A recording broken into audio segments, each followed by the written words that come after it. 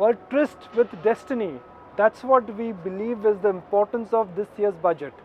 But in terms of the economic positioning, the macros, markets, and the corporate indicators, what is the importance of this year's budget? As always, there are high expectations, a lot of uncertainty, and given the fact that the world around us is going to change, is the finance minister really prepared to do something special? To discuss all that and much more, I have with me a very special guest, Rashesh Shah of Edelweiss. Rashesh, always fantastic to come to head office. It's a lovely location, it's a lovely place. Thank you for inviting us over. Uh, at ETNA, we are rather optimistic about what the finance minister can achieve this time. You know, historically, we've always looked at budgets and we've looked at the maths, we've looked at spending here, spending there, but there are a lot of variables this time. The global backdrop is changing, and locally also a big reboot has happened because of demonetization. Absolutely, and you know, the way the economy has shown strength and the elbow room that the government has, and hopefully I think global economy last couple of years were very bad, but the US is starting to come back, and as long as oil price remains low, which continues to I think be the hypothesis that oil price will not go up very sharply, I think all those things for India look fairly good, and Indian economy is also picking up. I mean, even this month, the month of Jan, has been fairly good for most industries, including FMCG, which had a little bit of slowdown. So we are seeing a strong comeback on demand. Government has elbow room, so all the macroeconomic parameters look good. Inflation is low, which does augur for some amount of interest rate cuts that are expected. Liquidity is usually surplus. Banks are flush with cash. So almost everything that needs at a macro level is in place. Having said that, Rashesh, the world around us is changing. All of your assumptions for FY18 could go for a reboot. There could be a trade war, there could be a tax war. We don't know what will happen to global economy because there is Trumponomics which is at play. So what can the finance minister do, not reactively but proactively? See, in all these global issues, India fortunately is fairly insulated. Like for example, the other day, you know, they cancelled the Trans-Pacific Partnership (TPP). India is not affected by it. Had it gone through, also there were some good and bad for India. Trade blocks. So we were not part of any trade blocks. Our economy is also not very export dependent. We are largely, you know, our main drivers are local consumption, local investment. And given that kind of you know, self-dependency that we have, I don't think the global things will change a lot. The biggest factor at the global level, according to me, is oil price. So actually there are two things amongst analysts people are talking about globally which could affect India. One is a strong US dollar and the other is oil price. Fortunately, they both always move in opposite directions. So if the US dollar gets stronger, usually oil price comes down. And if the oil price keeps on going up, the US dollar will get weaker in that sense. So these are the two things that could affect us, because oil price can affect our current account balance, can affect our inflation, can affect government deficit. But if oil price remains below $60, I think India should not be affected by anything happens, trade war or anything else in the world. Rashesh, the fear, at least with market observers, is that the government is trying to do something which is not popular but populist. They're trying to have this Robin Hood kind of a mentality, whether it's good or bad or that's debatable, but that's a fear that we may be going back to a system where social schemes would be given priority over true blue corporate schemes. See, that's always an ongoing argument, and I think we in the corporate sector can get very, you know, I would say greedy or very proprietary about it, saying spend on economic reasons and then, but I think all over the world, not just in India, all over the world, this whole thing about inequality, about making sure that growth comes, but growth also comes with not too many winners and losers, but there are enough benefits of growth to go around. I think that's now a reality all over the world, including USA, including the developed world, because now people are saying growth with responsibility.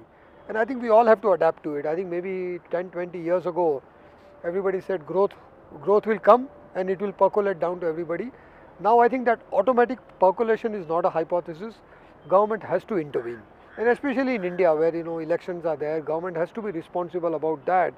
And I think that has to be a given, and we should all become comfortable with that, because even the government spending on social schemes ultimately results in higher consumption, and that higher consumption can result in higher corporate earnings growth rate eventually. So I think we should be fairly sanguine about it and be comfortable that government has to spend on social programs. So a little bit of tinkering towards farm loans, a little bit of tinkering towards social security schemes on the lines of Narega. That's not going to make people very scared. I wouldn't think so. In fact, I wouldn't even say tinkering. I think an overall of those schemes would also be a good thing because government is spending enough. And in fact, one of the things this government has been very focused on is how to improve the efficiency of that, because we know historically there were a lot of leakages and all. But through this entire digital footprint, through Aadhaar, through all of that, if the efficiency of those social programs is increased, even NREGA, not just to not create work which is unproductive, but create some productive work, build infrastructure, do other things. I think it will ultimately be good for the economy only. What will make markets happy? A little bit of leeway on the fiscal commitment, or sticking to the target which will keep rating agencies happy? See what happens when we say the market, there are the foreign investors, the bond market and the rating agencies who will want a path to fiscal consolidation, because a lot of people out there They're obsessed with this number. Huh? They're obsessed with this number. They are very purist, and very often when you are an investor from outside, you see this as an indication, as a proxy to this government being responsible around finances.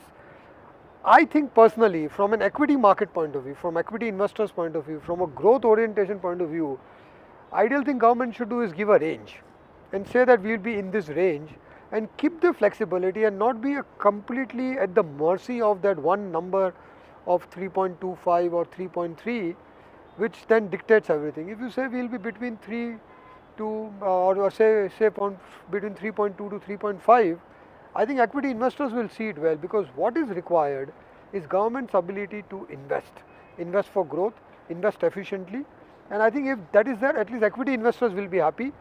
But yes, bond investors will not be happy. If the government has to do it, this is the year to do it, because anyway inflation is down. Anyway the system is liquidity surplus. The system is liquidity surplus.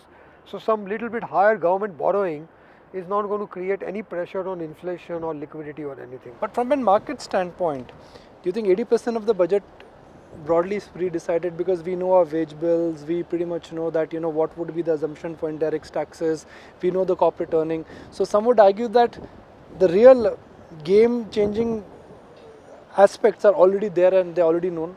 It's always like that. You are absolutely right. I think 80% is there. What happens is you can change the 80%, how you have the mix. Like if you bring down the personal taxation levels, that will be a strong signal around consumption. If you have some rural programs which are very clear and spending is going to happen on that, they'll have a lot of impact on consumption. So I think one is the broad numbers may be the same, but how they are broken up is going to be important. But also increasingly this is a communication exercise, and given that we are halfway through this government's tenure, and after this only FY calendar 18 will be the last union budget before the elections, this is a good time for government to really indicate where their priorities are, what kind of trade-offs they are making. And I think always I have seen that is the most important input you get from the budget, how the government is thinking about trade-offs, how they are thinking about priorities, and how the communication is seen and absorbed by investors. So take decisions, they may be hard, they may be bold, but this is the right time to take those decisions. Absolutely, it is required. Let's take a break. When we come back, Nitin Jain also would be joining us, and we'll also talk about what the global sentiment is, and then Vikas Khemani for a better understanding of what exactly a capital markets expecting from this year's budget.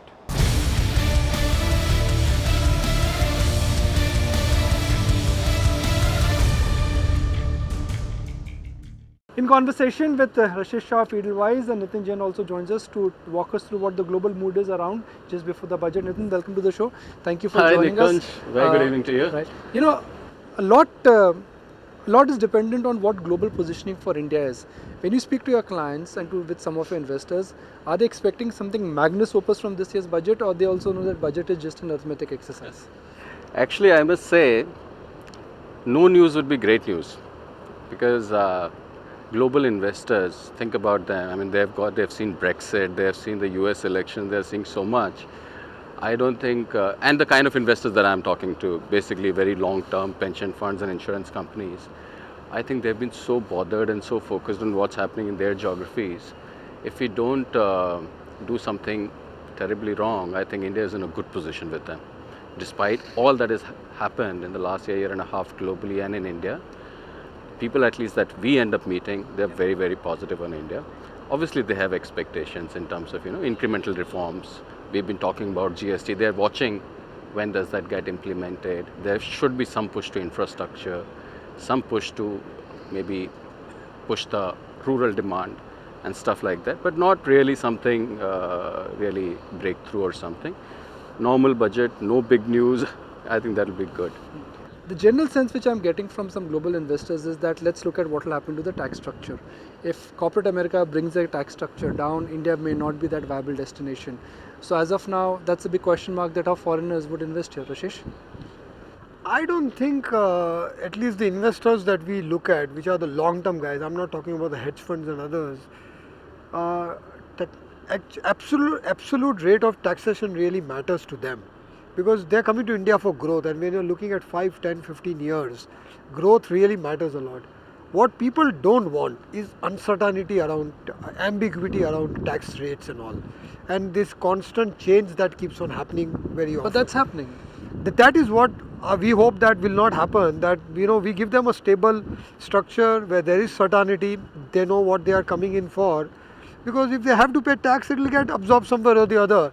In the short term, it might impact some hedge funds and all who are doing arbitrage on tax and all, but on a long term basis, India's growth will compensate for a lot of this, and the insurance companies and the pension funds and the large endowments who are investing in India, they are looking at not just stock market, they are looking at a lot of others. They are coming into the bond market, they are investing in real estate.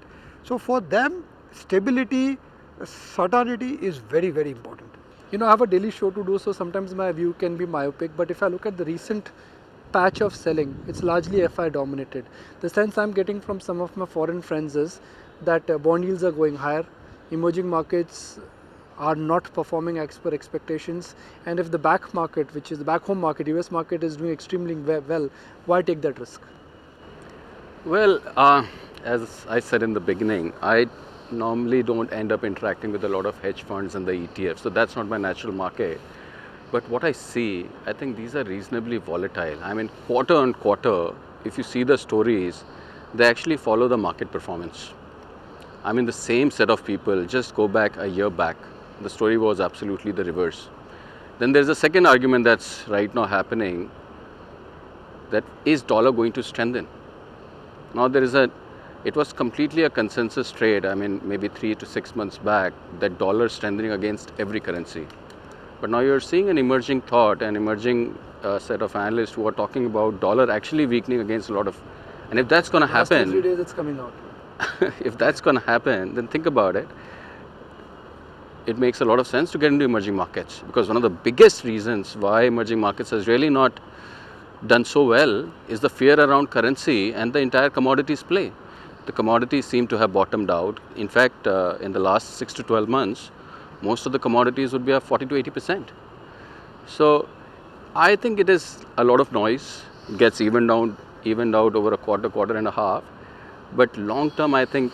Rashesh, if the corporate tax structure in America goes down from 35 to 15%, what will happen to FDI flow? We are fixated with FPI and FI flows, but the big question is that if India is not an attractive destination for manufacturing and otherwise for FDI investment because of what's going on in the world, could that picture change?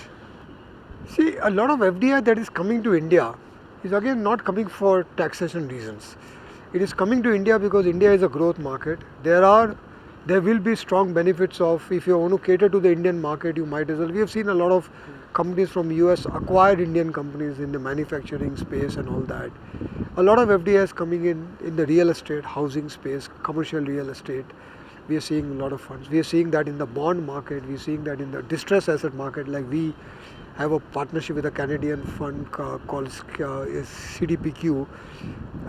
They want to invest $800 million in the distressed space in India.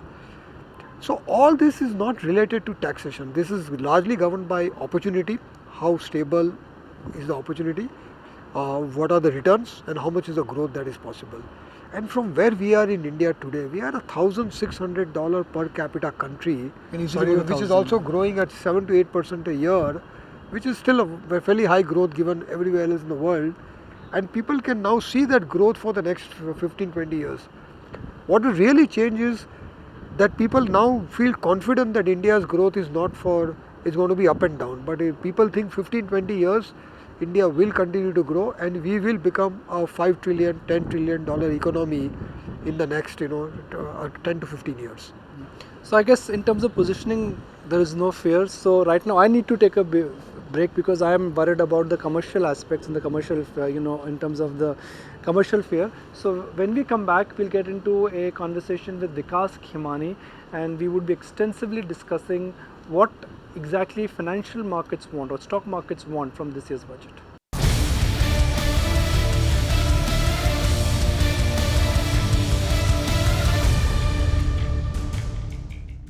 Well, now that we've discussed the difficult part, which is macro, let's understand the stock market connection. Market, as always, ahead of budget, they tend to remain volatile and curious. Vikas Khemani also joins us from Edelweiss. Vikas, welcome to the show.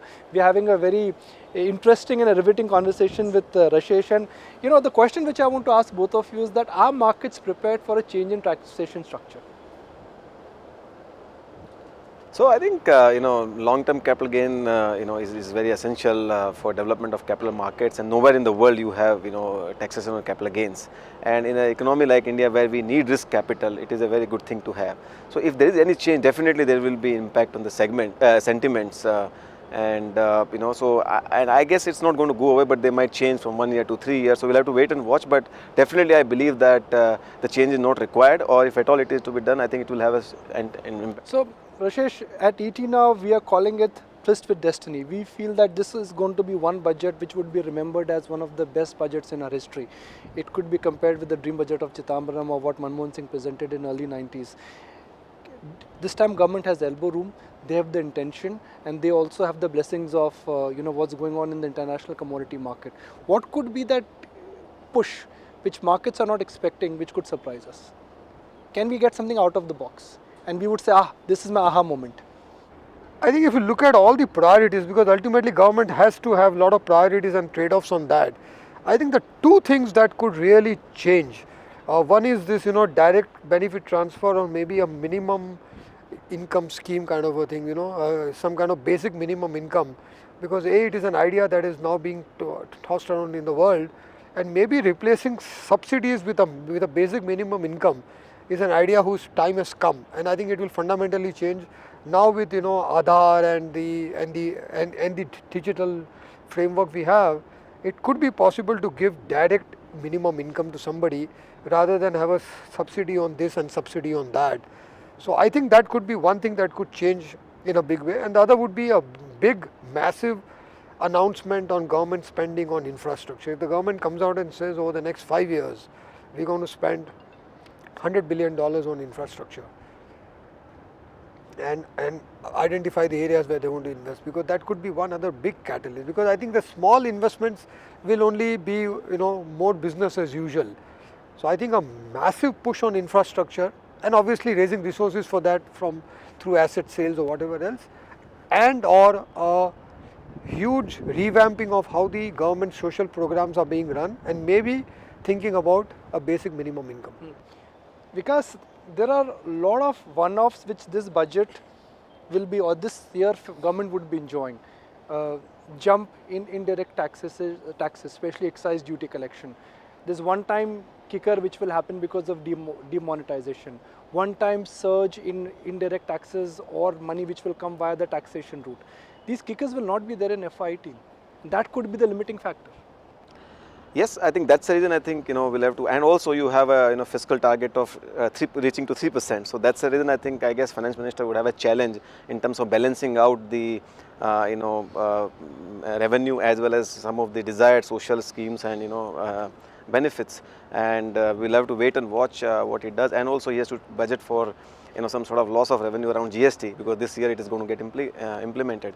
So I think there will be a sort of fine balance will have to be maintained. I think it will be important to see how much revenue growth in tax collections What will they make predict. markets happy? What would be a reasonable number? Because every year the number keeps on getting changed and then it keeps on getting challenged. What do you think from a market standpoint after the budget speech? If I come to Rashesh, if I come to you, would say this is a good budget, this is the budget which we wanted, and this is the budget which will make the markets happy.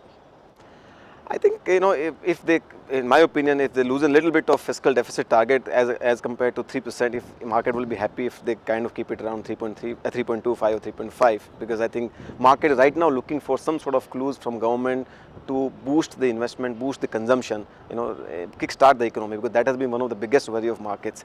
So anything on that I think will be very, very good. Secondly, I think markets are really awaiting for adjustment in the corporate tax, as Finance Minister laid out the path that can they make the first step in this year, and also reduce the effective tax rate for the individuals. That will also leave out money in the hands of a lot of people. So I think those kind of things, if Finance Minister is able to sort of deliver, again keeping the credibility in mind, because you can't have a huge amount of tax revenue target and not able to achieve that. So I think credibility, and so it's going to be balancing exercise, and if you can deliver on those and say it could be kick-starting the economy again or can boost the consumption, it would be really good thing, and market would really cheer it up.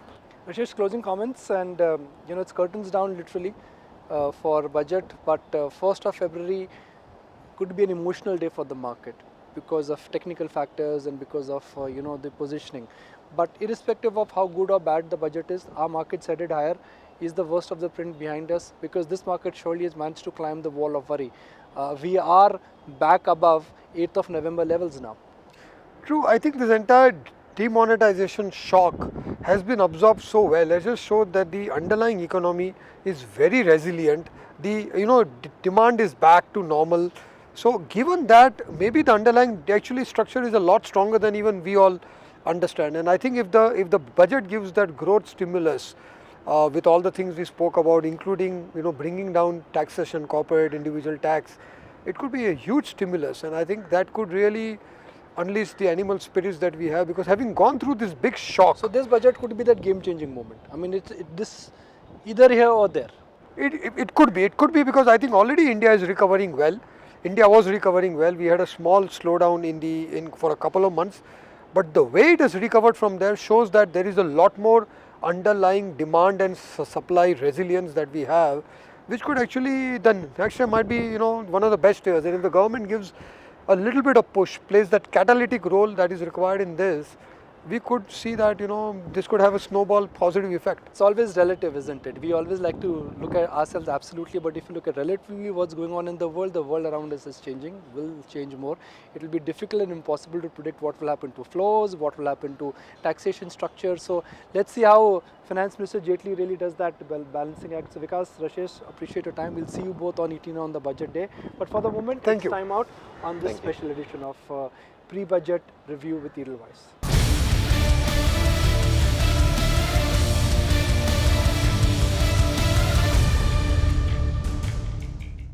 Find us on Facebook at facebook.com/etnow, and don't forget to click the like button. You can also follow us on Twitter at etnowlive. To stay updated with all our programming, hit the subscribe button on our YouTube channel by logging on to youtube.com/user/etnow.